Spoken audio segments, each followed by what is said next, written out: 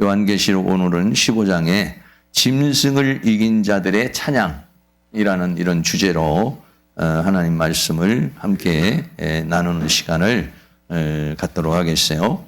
계시록에서는 재앙이 나오는데 세 가지가 나와죠. 인재앙, 나팔재앙, 대접재앙 이렇게 되어 있습니다. 인재앙에서 7인이 떨어지고 7인이 마지막 떨어지면은 그 다음에 나팔재앙이 하나, 둘, 셋, 넷, 다섯, 여섯, 7개 되고 그리고 나팔재앙이 7개가 떨어지면은 다음에 이제 대접재앙으로 끝나는 것이죠. 그래서 이제 요한계시록 16장이면은 대접재앙이 일어납니다. 예. 그런데 오늘 본문은 이제 대접재앙이 일어나기 전에 항상 보면은요, 재앙이 일어나기 전에 심판이 일어나기 전에 하나님의 구원의 역사와 하나님의 은혜의 역사가 먼저 나타나는 모습을 보게 되는 것이죠. 그래서 이제 16장에 대접재앙이 일어나서 이제 그 하나님의 심판이 마지막으로 다 이게 쏟아지기 전에 승리의 찬가가 있어요. 그래서 그 승리의 찬가는 뭐냐면 짐승을 이긴 자들, 짐승을 이긴 자들의 찬양이 오늘 이제 나오고 후반부에서는 이제 그 이제 대접재앙의 준비가 이렇게 나오는 것이죠. 우리 교회 표어가 죄와 사망과 세상과 사단을 이기는 것인데 이긴다는 것은 참 기분 좋은 것이죠. 경기를 하면서 이긴다든지 또 어떤 오디션 프로그램에서도 이긴다든지 아니 어떤 시합을 통해서 이긴다든지 또 어떤 그 사람과 결투를 통해서 이긴다든지 그러면은요 이기게 되면은 그 사람에게는 승자에게 주는 어떤 그 트로피라든지 면류관이 있습니다. 그리고 그 사람에게 주어지는요 영광이 주어지게 되죠. 그래서 이긴다라고 하는 것은 아주 참 그 신나는 그런 일이죠. 우리가 이 세상을 살아가면서 우리 믿음의 사람들에게 있어서 특별히 이 짐승, 요한계시록에서는 짐승과 짐승의 표, 또 짐승의 이름이라는 이 짐승이라는 존재, 요 짐승을 이기는 자가 되어야 된다. 그래서 계시록에서의 복음은 뭐냐면 짐승을 이겨야 돼. 그래서 짐승의 표를 받지 아니하고 하나님의 인을 받아야 되는 그런 것이죠. 그런데 어떤 사람들은 이기는 사람이 있고 어떤 사람은 이기지 못하는 사람이 있어요. 근데 이기는 자들이 있단 말이에요. 여기 오늘 계시록 15장에서는 이기는 자가 있다. 이 짐승을 이기는 자들이 있어요. 그런 것처럼 우리 교회에 속해 있는 성도님들은 이렇게 짐승을 이기는 자, 이기는 자는 승리의 찬가가 있어요. 이기는 자에게 승리의 찬가가 있는 것처럼 우리 사랑하는 성도님들이 다 이기는 자가 되어서 이렇게 승리의 찬가를 부르는 그런 은혜가 다 일어날 수 있기를 주의 이름으로 축복합니다. 첫째로는 짐승을 이긴 자들의 찬양이 있습니다. 그래서 요한계시록 15장 1절에 또 하늘에 크고 이상한 다른 이적을 보매. 크고 이상한 다른 이적은 뭐냐면 바로 이제 7 대접 재앙이 이제 임할 것이 이제 말하는 것이죠. 그래서 7 천사가 행할 7 대접의 그런 이제 역사가 일어나게 되는데 하늘에 크고 이상한 다른 기적이 이제 나타났습니다. 그리고 7 천사가 7 재앙을 가졌으니 그랬어요. 7 천사가 7 재앙을 가졌으니 곧 마지막 재앙이라 이렇게 했어요. 7 천사가 있는데 7 재앙을 가지고서 천사가 이제 사역을 하는 것이죠. 우리의 모든 삶 속에 보면은요, 천사가 항상 이렇게 역사를 하는 걸 볼 수가 있어요. 그래서 천사는 우리를 섬기는 존재로서 또 하나님의 일을 수행하는 존재로서 우리 눈에 보이지 않지만 그 천사가 항상 우리의 삶 속에서 이렇게 역사하고 또 성령이 또 그 역사하는 그런 모습을 보는데 이런 재앙을 가지고서 이제 내리는데 7 천사가 그렇게 하는 것이죠. 그래서 그 재앙은 이제 마지막 재앙이라. 그래서 조금 전에 말한 것처럼 인재앙, 나팔재앙, 이제 대접재앙. 그래서 대접재앙은 대접은 이는 뗀다. 나팔은 분다 이런 거고, 대접은 뭐냐면 쏟아버리는 거예요. 쏟아버리는. 나머지 있는 거, 나머지 대접에 있는 거, 뭐 세숫대에 담겨진 거든지 그릇에 담겨져 있는 거지. 이 그릇에 담겨져 있는 걸 다 쏟아버리니까 이제 그냥 그 하나님의 진노를 담아가지고 완전히 다 쏟아버려가지고 이제 재앙이 임하게 되는 그런 거예요. 그래서 하나님의 진노가 이것으로 마치라. 하나님의 진노는 뭡니까? 하나님의 사랑을 거역한 자들에 대한 진노. 하나님의 은혜를 거부한 자들의 진노. 이런 것들이 뭐냐면 하나님의 진노가 재앙으로 나타나는 거죠. 심판으로 나타나는 거죠. 형벌로 나타나는 것이죠. 그래서 거역하는 자는 하나님의 진노를 쌓는 거죠. 불신앙에 있는 사람은 하나님의 진노를 쌓는 그런 상황이 되어지는 것입니다. 그래서 이렇게 크고 이상한 그런 기적이 보이게 되는데 2절에 가서요. 15장 2절에 불이 섞인 유리바다가 있어요. 계시록 15장 2절 말씀 우리 같이 한번 읽겠습니다. 또 내가 보니 불이 섞인 유리바다 같은 것이 있고 짐승과 그의 우상과 그의 이름의 수를 이기고 벗어난 자들이 유리 바닷가에 서서 하나님의 검은고를 가지고 그랬어요. 네, 유리 바다 아주 뭐 유리처럼 그냥 바다 생긴 그런 바다인데 거기에 뭐가 있냐면 불이 섞여 있다 이렇게 말했어요. 네, 유리 바다는 바다인데 뭐냐면은 바로 불이 섞여 있고 짐승과 그의 우상과 형상이죠. 짐승과 형상과 그의 이름의 수를 이기고 벗어난 자들이 유리바닷가에 서서 어떤 하나님의 검은고를 가지고 있어요. 그러니까 악기를 가지고 있는 거죠.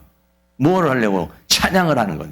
무슨 찬양을 합니까? 승리의 찬양을 하고 하나님 앞에 영광을 돌리는 그런 찬양을 하는데 유리바다가 보여요. 유리바다가 보이는데 요한계시록 4장에 보면은 보좌가 있고 그 앞에 뭐가 있었냐면 유리바다가 있어요. 계시록 4장 6절에 보면은 하나님의 보좌가 보이죠. 그리고 보좌 앞에 수정과 같은 유리바다가 있어요.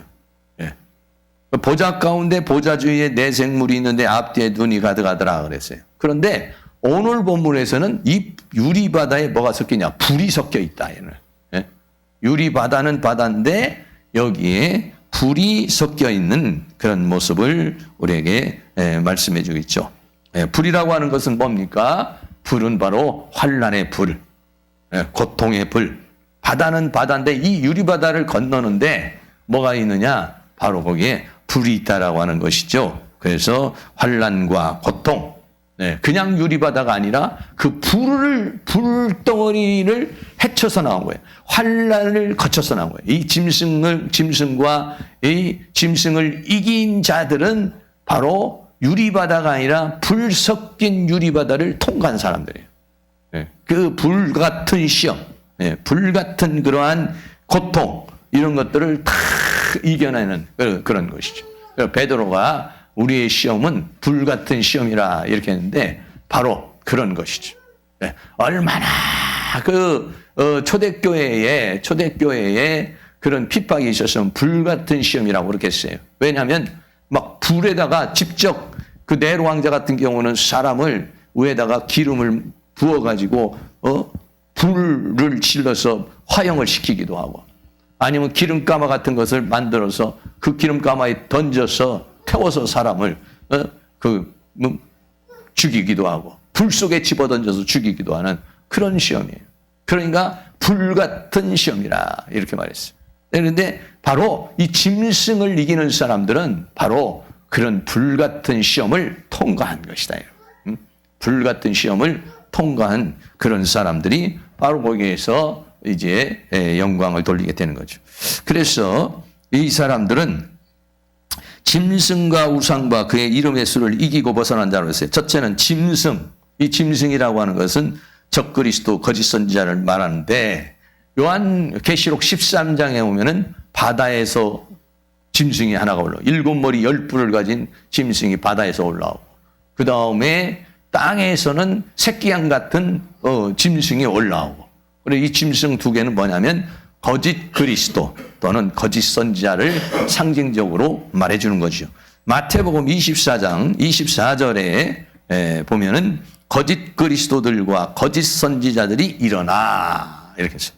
큰 표적과 기사를 보여 할 수만 있으면 택하신 자들도 미혹하게 하리라 그랬어요. 그러니까 우리는 두 가지 싸움을 해야 돼요. 셋은 바다에서 올라온 짐승과 적그리스도와 싸워야 되는 것이죠. 적그리스도와 싸우는데 적그리스도는 뭘 가지고 있냐면 세상의 권력을 가지고 있어요. 세상의 부귀영화를 가지고 있어요. 그리고 세상 권력으로 우리를 유혹하고 미혹하는 것이죠. 그리고 더 나아가서는 뭐가 거짓 선지자가 일어나요. 이 거짓 선지자는 뭘래요? 하나님의 말씀을 가지고 유혹하고 미혹해서 미혹의 영으로 유혹의 영으로 역사를 해서 그래서 영적으로 우리를 미혹하는 그런 역사를 한단 말이죠. 근데 지금 여기 계시록 15장에 있는 이 불 섞인 유리바다를 건너온 사람들은 바로 이 존재들을 이겨낸 자들이에요.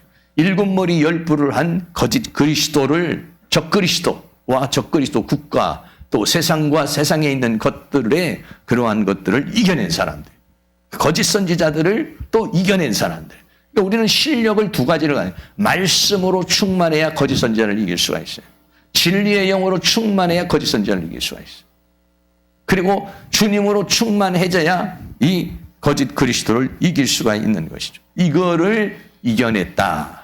짐승을 이긴 사람들. 그 다음에 뭐겠냐? 우상, 형상이라고 하는 거죠. 사탄의 형상화를 시키려고 그러는 거. 이것을 계시록 13장 14절에 보면 짐승 앞에서 받은 바 이적을 행함으로 땅에 거하는 자들을 미혹하며 땅에 거하는 자들에게 이르기를 칼에 상하였다가 살아난 짐승을 하여 형상을 만들라. 우상을 만들라. 이렇게 말했어요. 그래가지고 계시록 13장 15절에 저가 권세를 받아 그 짐승의 우상에게 생기를 주어 영을 주어서 그 짐승의 형상으로 말하게 하고 짐승의 형상에게 경배하지 아니한 자는 다 몇이든지 죽이게 하더라. 그래서 형상을 이겼다. 형상을 이긴다는 건 뭐냐면 마귀는 계시록 시대에 와가지고 완전히 사탄화시켜버리는 거예요. 우리는 둘 중에 하나예요. 완전히 그리스도화, 그리스도의 형상화가 되느냐 아니면 사탄화가 되느냐. 뭘로 하는가? 말씀을 통해서. 말씀을 통해서 그리스도의 형상, 그리스도의 장성한 분량까지 자라나느냐 아니면 미혹의 말씀을 통해서 사탄화가 되느냐. 이 둘 중에 하나가 된다는 것이. 이거를 이겨낸 존재들이 이겨냈다 이런 얘기예요. 이거를 이겨냈다. 이걸 이겨냈다라고 하는 것은 뭐냐면 사탄의 형상화가 되지 않고 그리스도의 형상을 입었다라고 하는 것이에요. 그리스도의 형상화를 입었다라고 하는 것을 우리에게 말해주죠. 그래서 짐승의 형상을 이기고 더 나가서 이름의 수를 이겼다 그랬어요. 이름의 수는 뭐냐면은 바로 이제 666이라고 하는 거죠. 이름의 수가 666인데 이 666은 이제 통제의 수단이나 방법 같은 것을 말해요. 계시록 13장 17절 같이 한번 읽습니다. 누구든지 이 표를 가진 자 외에는 매매를 못하게 하니 이 표는 곧 짐승의 이름이나 그 이름의 수라. 표를 받아야 매매를 할 수가 있어요. 다시 말하면 경제적인 활동을 할 수 있고 사회적인 활동을 할 수가 있어요. 그러니까 이 계시록 시대에는 계시록 시대에서 이것을 이기려면 어떻게 하느냐? 경제적인 부분이나 사회적인 부분을 포기를 해야 돼요. 포기를. 똑같습니다. 초대교회 똑같습니다.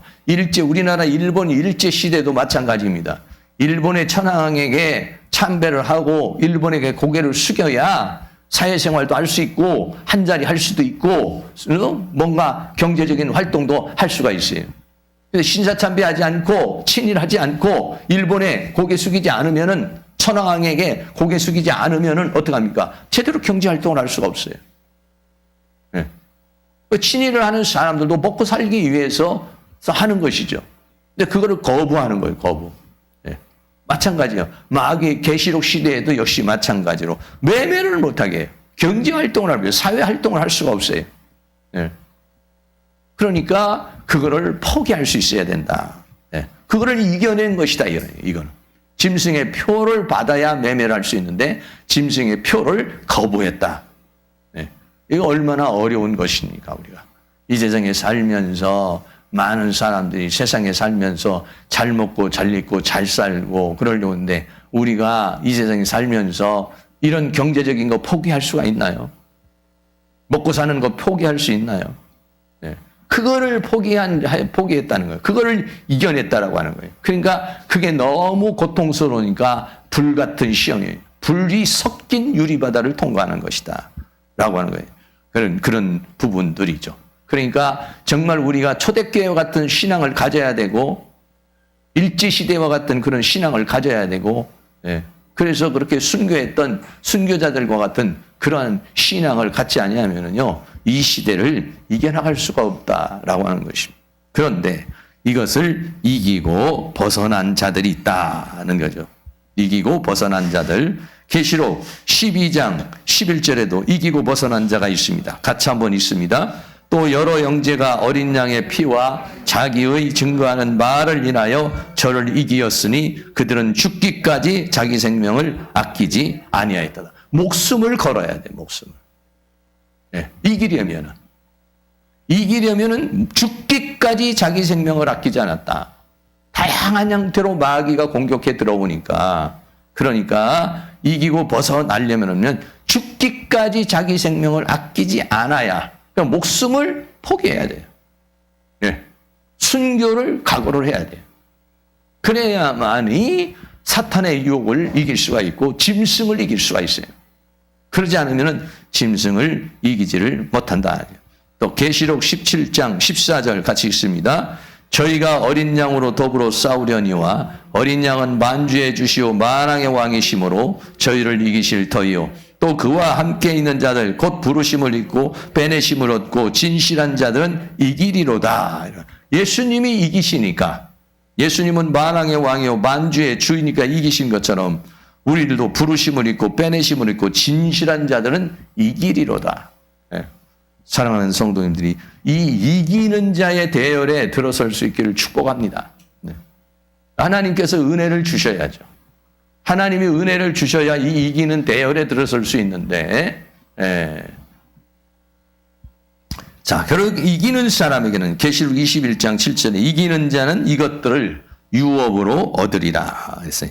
이기는 자에겐 무엇이 주어지는 것이냐면요. 바로 하나님께서 약속하신 모든 약속을 받고 하나님 나라를 유업으로 얻을 수가 있는 거예요. 그러나 이기지 못하면 유업을 받을 수가 없어요. 이기지 못하면 약속을 받습니다. 여러분 싸움에서 이기는 자가 돼야 멸관을 받고 이기는 자가 돼야 영광을 받을 수가 있어요. 이기지 못하면 멸관이 주어지지 않죠. 이기지 못하면 영광이 주어지지 않는 것이죠. 그렇기 때문에 이기는 자가 돼야 된다. 이기는 자가 되려면 어떻게 이겨야 됩니까? 아까도 말씀을 드린 것처럼 첫째는 적그리스도를 이겨야 되니까 적그리스도를 이기려면 세상의 권력과 명예와 부귀 영화를 이겨야 되는 거예요. 그러니까는 마태복음 4장에도 예수님이 마귀로부터 시험을 당하잖아요. 그래서 뭐라고 합니까? 세 번째 천하만국을 다 보여주죠. 천하만국을 보여주면서 네가 만약에 나에게 절하면 이거를 다 주겠다. 그랬을 때 예수님이 뭐냐면 사탄아 물러가라 라고 말하죠. 그렇게 말할 수 있어야 된다. 그렇게. 그러니까는 우리가 우리 예수 믿는 사람은 이 세상 살면서 너무 넉넉하고 좋게 집도 너무 좋고 돈도 너무 많고 환경이 너무 많이 좋은 그런 데서 살면은요 오히려 참 이 믿음의 길을 가기가 그렇게 쉽지 않아요. 적절하게. 적절하게 해야지. 너무 잘 먹고 잘 입고 잘 살고 이렇게 살면은요 고난이 와버리면은요 환란이 와버리고 고난이 오면은요 그거를 감당하지 못하게 되는 경우가 많죠. 그래서 어떻게 되느냐 사도 바울은 자족의 비결을 배웠다 이랬습니다. 그러니까 계시록 시대에 적그리스도 이 적그리스도 세상 권력을 잡은 부귀 영화 권세를 잡은 적그리스도로부터 이겨내려면 어떻게 되느냐 자족의 비결을 배워야 돼. 풍부에 처할 줄도 알고 비천에 처할 줄도 알아야 돼. 네, 특별히 비천에 처할 줄을 알아야죠. 풍부에도 처할 줄도 알아야 되면 비천에. 여러분 풍부에 처한다는 것도요 그렇게 쉬운 일이 아니야. 돈 많으면은 우리가 신앙생활 잘하고 내가 영적 관리 잘할 것 같죠. 아니요. 돈 많으면 오히려요 더 유혹이 많고 돈 쓸어 다녀야 되니까. 네, 더 어렵습니다. 돈이 없으면은 뭐 없으니까 더 하나님 앞에 매달리게 되는 경우가 더 많아요. 그런데 바울은 풍부에 처할 줄도 하고 비천에 처할 줄도 아나. 이 비결을 배워야 적그리스도의 세력을 이길 수가 있어요. 그리고 거짓 선지자, 짐승을 이겨야 되니까 거짓 선지자를 이기려면 어떻게 합니까? 진리의 말씀으로 무장을 해야 되는 것이죠. 그리고 분별할 수 있어요. 영을 분별할 수 있어야 돼요. 영을 분별할 수 있는 사람이 되어야만이 이기는 그러한 사람이 되는 것이다는 것이죠. 그래서 이런 사람들, 바로 이 이기는 사람들이 어떻게 했느냐? 모세의 노래와 어린 양의 노래를 불렀다 그랬어요. 자, 계시록 15장 3절 말씀 같이 한번 읽습니다. 하나님의 종 모세의 노래, 어린 양의 노래를 불러가로되 주 하나님 곧 전능하신 이시여 하시는 일이 크고 기이하시도다. 만국의 왕이시여 주의 길이 의롭고 참되시도다. 이기는 사람에게 찬양이 있어요. 두 노래를 부르서 하나는 모세의 노래를 부르고 하나는 어린 양의 노래를 부르고 그러면서 전능하신 이여 하시는 일이 크고 기이하시도다. 만국의 왕이시여 주의 길이 의롭고 참되시도다 그랬어요. 모세의 노래라고 하는 것은 뭐냐면은 출애굽기를 하고서 홍해 바다를 건너고 난 다음에 바로 이스라엘 백성들이 바로의 군대들이 홍해 바다에 다 몰살하는 그 모습을 보고 하나님을 찬양을 했어요. 그게 출애굽기 15장에서 나오고 있습니다.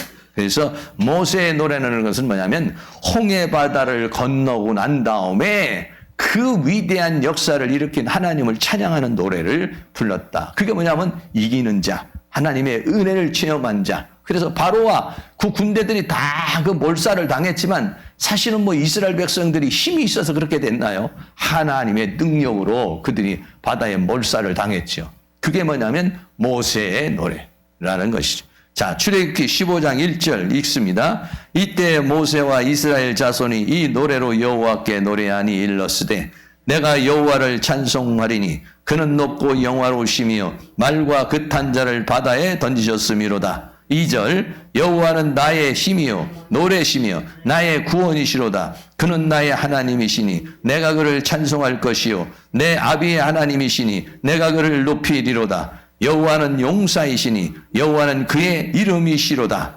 4절 그가 바로의 병거와 그 군대를 바다에 던지시니 그 택한 장관이 홍해에 잠겼고 큰 물이 그들을 덮였으니 그들이 돌처럼 기쁨에 내렸도다. 아멘. 뭐 지금 출애굽기에 보면은요 한 18절까지 오늘 지금 한 5절까지만 읽었습니다만은 1절에서부터 18절까지 팍 하나님을 찬양하는 거예요. 여호와는 나의 힘이요 노래이시며 구원이십니다. 하나님은 그는 높고 영화로우십니다. 뭐 하면서 막 하나님을 찬양하는 그런 노래를 부르게 되는 모습. 이게 뭐냐면 이긴 자들이 부르는 노래. 그러니까 그 이김의 역사가 뭐냐면 하나님의 구원의 역사, 하나님의 은혜의 역사가 이제 나타난 그런 것이죠. 그거를 하나님께 찬양하는 것입니다. 그 다음에는 모세의 노래가 아니라 이제 어린 양의 노래라고 했어요. 이 어린 양의 노래라고 하는 것은 어린 양을 통해서 이제는 계시록 시대를 이긴 거예요. 어린 양을 통해서 계시록 시대를 이긴 자들이 부르는 찬양. 우리가 그 전에 봤던 대로 요한계시록 14장에 있는 14만 4천인의 노래와 같은 것들입니다. 자, 계시록 14장 1절도 같이 한번 읽습니다. 또 내가 보니 보라 어린 양이 시온산에 섰고 그와 함께 14만 4천이 섰는데 그 이마에 어린 양의 이름과 그 아버지의 이름을 쓴 것이 있도다. 내가 하늘에서 나는 소리를 들으니 많은 물소리도 같고 큰 내성도 같은데 내가 들리는 소리는 검은 고 타는 자들의 그 검은 고 타는 것 같더라. 저희가 보좌와 내 생물과 장로들 앞에서 새 노래를 부르니 땅에서 구속함을 얻은 14만 4천인 밖에는 능히 이 노래를 배울 자가 없더라. 그러니까 승리한 자만이 승리의 찬가를 부를 수가 있는 거죠. 새 노래를 불렀다. 승리한 자만이 14만 4천은 시온산에 섰다라고 하는 것은 바로 이 짐승의 세계, 사탄의 세계를 다 이기고 승리했다라고 하는 것을 우리에게 말해주고 있는 거예요. 그러니까 이런 노래를 부르게 되는 것이다 라고 하는 것이죠. 그래서 이긴 자들, 이긴 자들에게는 바로 모세의 노래를, 홍해바다를 건너오서 그 하나님을 찬양하는 그 노래를 부를 수가 있는 것이고, 그리고 어린 양의 노래 14만 4천이 시온산에 서서 새 노래로 하나님 앞에 그 구속함의 영광의 노래를 부르게 되는 것.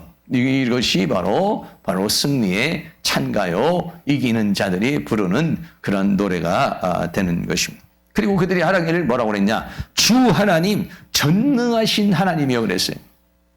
하나님 전능하신 하나님이라고 그랬죠.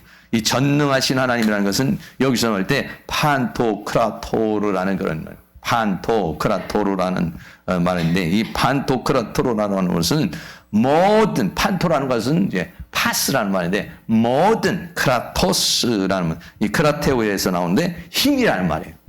모든 힘을 가지고 있는 존재. 무슨 힘입니까? 우리를 짐승으로부터 구원하시는 역사.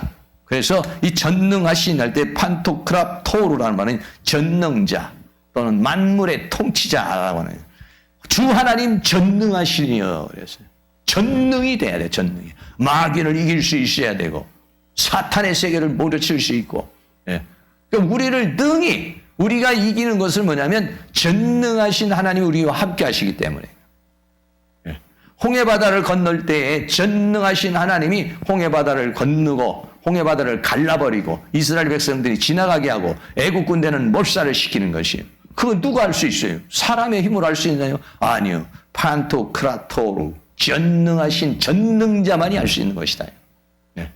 그러니까 우리를 구원하시는, 우리를 갖다가 어디에 있어요? 불 섞인 유리바다를 건너게 하시잖아요. 불같은 시험의 과정을 다 이겨 짐승과 형상과 그 이름의 수를 이기는 자, 그거를 이기고 벗어나려고 그러면 어떻게 하냐? 전능자가 계시다 이거는. 하나님이 판토크라토르라며 전능하시기 때문에 전능자가 우리를 붙잡으시니까. 그러니까 뭐 수없는 일들이 일어나고 이런 일 저런 일, 사탄이 모든 적그리스도가 이 세상에 있는 모든 권력을 다 틀어치고 일곱 머리 열 뿔의 권세를 가지고 공격해 들어오고, 그리고 교회를 무너뜨리고, 그렇고 음녀들이 타락을 해서 성도들을 공격해 오지만은, 그러나 여기에서도 승리하는 자들이 있다. 그 사람이 어떻게 승리할 수 있냐? 판토크라토르라는 전능자. 그래서 오늘 노래를 하면서 모세의 노래를 하고 어린 양의 노래를 하면서 주 하나님, 우리의 큐리오스 하나님, 주인이신 하나님, 곧 전능하신 이시여. 할렐루야. 이 전능하신 하나님, 계시록 11장 8절에도 같이 있습니다. 주 하나님이 가라사대 나는 알파와 오메가라, 이제도 있고 전에도 있었고 장차 올 자요 전능한 자라 하시더라. 전능을 왜 거기다 냐면 모든 것을 하실 수 있는 분이시다. 우리를 구원하실 수 있는 분이시다. 할렐루야. 우리는요 약하고 우리는 한계가 있어요. 그러나 하나님이 함께하면은 다 되는 줄로 믿습니다. 그래서 사도 바울은 내게 능력 주시는 자 안에서 모든 것을 할 수 있느니라. 할렐루야. 계시록 19장 6절도 같이 있습니다. 또 내가 들으니 허다한 무리의 음성도 같고 많은 물소리도 같고 큰 내성도 같아서 가로되 할렐루야, 주 우리 하나님 곧 전능하신 이가 통치하시도다. 계시록 19장에 어린 양의 혼인잔치가 일어나고, 그러고 난 다음에 전능하신 이가 이 모든 것을, 구원의 역사를 이루고 통치할 것을 우리에게 말씀해 주고 있는 것입니다. 그리고 나서는 이제 주만 거룩하십니다. 그래요. 계시록 15장 4절도 같이 한번 있습니다. 주여 누가 주의 이름을 두려워하지 아니하며 영화롭게 하지 아니하오리까? 오직 주만 거룩하시니이다. 주의 의로우신 일이 나타났음에 만국이 와서 주께 경배하리다 하더라. 이 승리의, 이 구원의 역사가 완성이 되고 하나님의 창조의 역사가 완성이 되고 하나님의 구원의 역사가 이루어지게 되니까 누가 주의 이름을 두려워하지 않고 누가 하나님을 영화롭지 않게 하지 않겠습니까? 오직 주만 거룩하시니이다. 주만 거룩하다는 것은 하나님만이 구별된 존재라는 얘기예요. 이 세상에 신이라고 하는 존재들이 있지만은 그런 것들은 전부 다 피조물이고 하나님만이 오직 주만 거룩하시니다. 거룩하다는 여기서 말은 뭐냐면 하나님이 구별된 유일하신 하나님이라고 하는 것을 말해주고 있는 것이죠. 거룩하신 하나님. 사무엘상 2장 2절 말씀에도 여호와와 같이 거룩하신 이가 없으시니 이는 주밖에 다른 이가 없고 우리 하나님 같은 반석도 없음이시니이다. 이런 말이요, 막 이 구원을 받은 사람, 오늘 이 짐승을 이긴 사람에게는 막 입술에서 터져 나오는 거야, 그냥. 마음에서 감격해서 이런 고백이 터져 나오는 거죠. 시편 111편 9절에도 여호와께서 그 백성의 구속을 베푸시며 그 언약을 영원히 세우셨으니 그 이름이 거룩하고 지존하시도다. 네. 지존하시도다. 이렇게 또 말씀하고 있는 것입니다. 그래서 이기는 모든 사람들이 이제 하나님 앞에 나와서 모든 만국이 하나님 앞에 영광을 돌리게 되는 것입니다. 오늘 이제 일곱 대접이 쏟아지기 전에 뭐가 있습니까? 계시록에서는 일곱 대접이 쏟아 하나님의 심판과 형벌과 고통과 저주와 재앙이 일어나는데 그러기 전에 어떤 것이 하나님의 승리의 창가 이긴 자들이 쫙 나타나가지고 하나님 앞에 찬양을 하고 불 섞인 유리바다를 딱 통과를 한 사람들이 하나님 앞에 영광을 돌리고 새 노래로 하나님을 찬양하는 그런 모습을 보게 되죠. 그래서 그런 반열에 우리가 이제 들어서야 되겠고, 두 번째는 이제 일곱 대장의 재앙을 준비를 하는 것입니다. 계시록 15장 5절에 또 이후에 내가 보니 하늘의 증거 장막의 성전이 열리며 그랬어요. 하나님의 성전이 열리는데 증거 장막이라는 것은 언약궤를 말하는 것입니다. 다시 말하면 이제 하나님의 말씀이 이루어지는 것을 가르쳐서 말씀하는 거예요. 하나님이 선포한 그 말씀, 하나님의 계획한 것이 이루어지는 것, 그것을 증거 장막의 성전이 열리며 이렇게 말하고 있죠. 계시록 11장 19절에 이에 하늘에 있는 하나님의 성전이 열리니 성전 안에 하나님의 언약궤가 보이고 그랬어요. 언약궤 안에는 뭐냐면 십계명이 들어가 있어요. 그래서 언약궤라고 이렇게 말하는 거죠. 번개와 음성과 내성과 지진과 큰 우박이 있더라. 그래서 바로 그런 증거 장막이 열렸다는 것은 하나님의 이제 언약, 하나님의 말씀이 이제 심판이 이루어질 것을 말하고 있는 것이죠. 그리고 이제 일곱 재앙을 가진 일곱 천사가 나타납니다. 계시록 15장 6절 같이 있습니다. 일곱 대접을 가진 일곱 천사가 성전으로부터 나와서 맑고 빛난 세마포를 입고 가슴에 금띠를 띠고 있어요. 세마포를 입고 가슴에 금띠를 띠고 이런 그림이 있는데 일곱 명의 천사들이죠. 일곱 명의 천사가 나타나가지고 나타나는 그런 모습인데 그리고 그 나타나니까 내 생물이 진노의 금대접을 줘요. 계시록 15장 7절에 내 생물 중에 하나가 내 생물은 뭐냐면 하나님의 보좌에 항상 있는 생물이에요. 스랍이나 구룩과 같은 그런 천사를 말하는 거죠. 세세에 계신 하나님의 진노를 가득히 담은 금대접, 진노를 가득히 담은 금대접 일곱을 그 일곱 천사에게 주니라. 그래서 원래는 하나님 앞에 뭐가 올라갑니까? 기도가 올라가죠. 계시록 5장 8절에 보면 책을 취하심에 내 생물과 24장 놀이 어린 양 앞에 엎드려 각각 검은 고와 향이 가득한 금대접을 가졌으니 이 양은 성도들의 기도라 그랬어요. 성도들의 기도가 올라가요. 그래서 어떠냐? 금대접에 담겨져요. 그런데 이 재앙이 뭐냐면 이 금대접에 담겨진 기도가 재앙으로 바뀌어서 이제 쏟아지는 거예요. 다시 말하면 성도들의 기도가 응답되어지는 것이죠. 주님의 재림을 기도하고 하나님의 나라의 완성을 기도하고 하나님의 뜻이 이루어지기를 기도하는 그 기도가 담겨져서 그래서 이제는 이 일곱 대접을 쏟음으로 말미암아서 이제 그 하나님의 뜻이 온전하게 이루어지게 된다라고 하는 것을 우리에게 말씀해 주고 있는 것입니다. 그러니까 마지막으로 이제 계시록 15장 8절에 하나님의 영광과 능력을 인해서 성전의 연기가 차게 되매 일곱 천사의 일곱 재앙이 마치기까지는 성전에 능히 들어갈 자가 없더라. 전부 다 이게 나오는 것이 어디서 나오냐면 성전에서 나오는 거예요. 성전에서 나온다는 것은 뭐냐면 하나님으로부터 심판이 나온다는 것을 우리에게 말씀해 주고 있는 것입니다. 오늘 말씀을 결론을 내리겠습니다. 첫째는 짐승을 이긴 자들의 찬양이 나옵니다.